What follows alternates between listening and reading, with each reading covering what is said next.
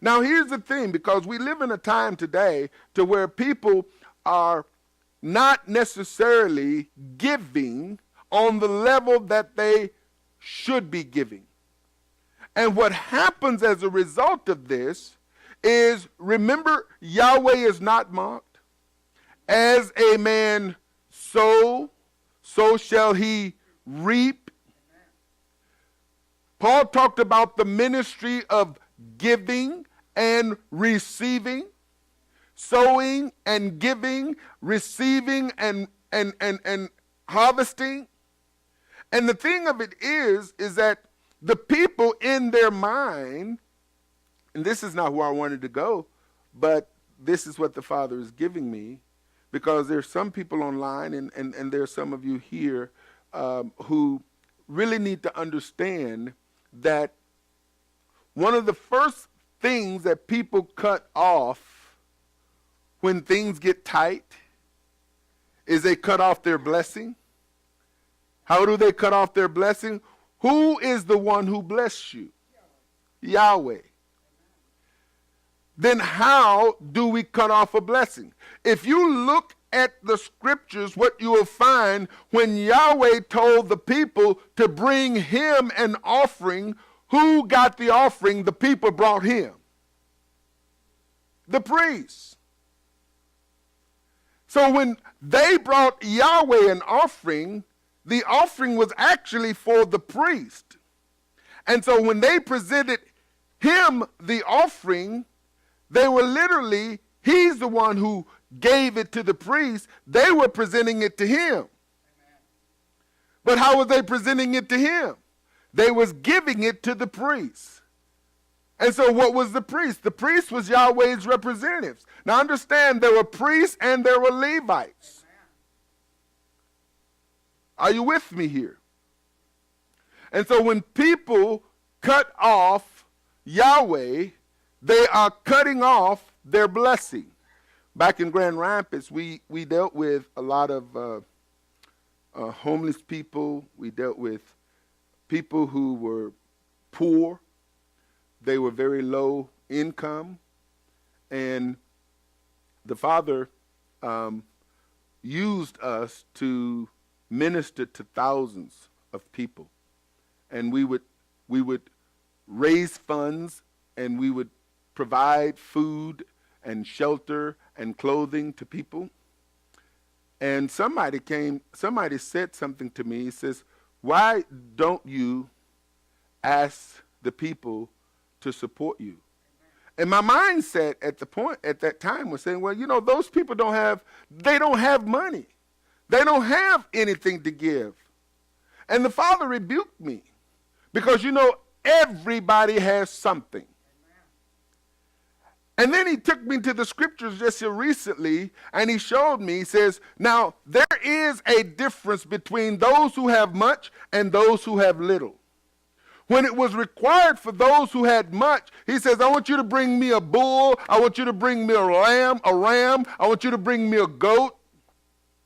You can bring it from the herd, you can bring it from the flock. Now, for those of you who can't afford bulls, rams, lambs, then you can bring a dove. You can even bring, he even had sparrows. By the way, sparrows are clean. You know those little chirpy birds that wake you up at night? They are edible. Now the blackbird, the crow, of course, that's an unclean, but get my point. He says, for those of you who don't have herds and bulls and cows, you got the ability to even catch, because the doves are free. You put a trap. You put some kind of effort. Don't come before me empty-handed. It's an insult to go before the Father empty-handed. Because what you're saying is that he's not my provider. Well, how are you saying that? Because he says, if I tell you don't come before me empty-handed, and you come before me empty-handed, are you in violation of his word? Now, how is he going to bless you if you violate his word?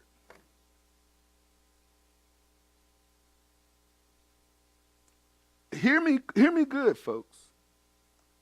Because what you'll find is that when people cut him off, their resources begin to dwindle. The heavens become brass. You hear? The ground becomes clay. Nothing comes up, nothing comes down. And so now things are dry. It's like a famine. An interesting thing in the kingdom, one person can be suffering famine and another could be experiencing abundance. Why? Because Yahweh is not mocked. Whatever you sow is what you reap. What if you sow nothing? What are you going to reap? You sow nothing from nothing leaves.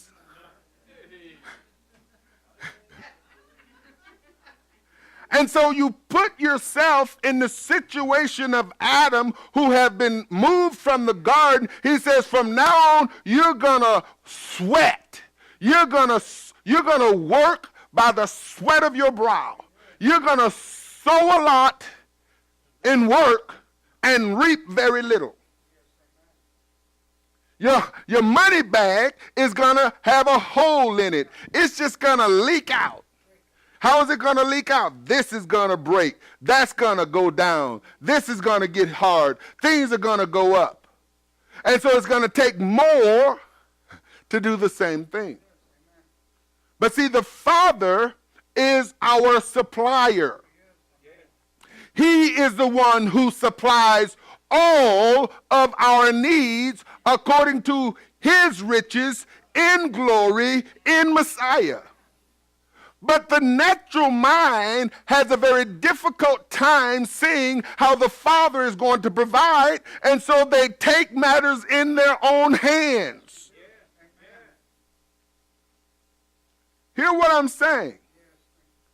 And therefore, we reduce the great one in us and subject the great one in us to our own abilities. Because he's saying, listen, greater he that is in us. So when we subject him to us, then the visions don't come. The dreams don't come. The ideas and the inventions don't come. We're not sensitive to his leading. The connections we're supposed to be making don't happen. The provisions that he's made available for us, we can't see them. And now we're wondering, where are you? I'm the same place I've always been. Where you been? You cut me off and expect me to continue to shower you with blessings. Don't you know I'm not mocked? Whatever you sow is what you reap.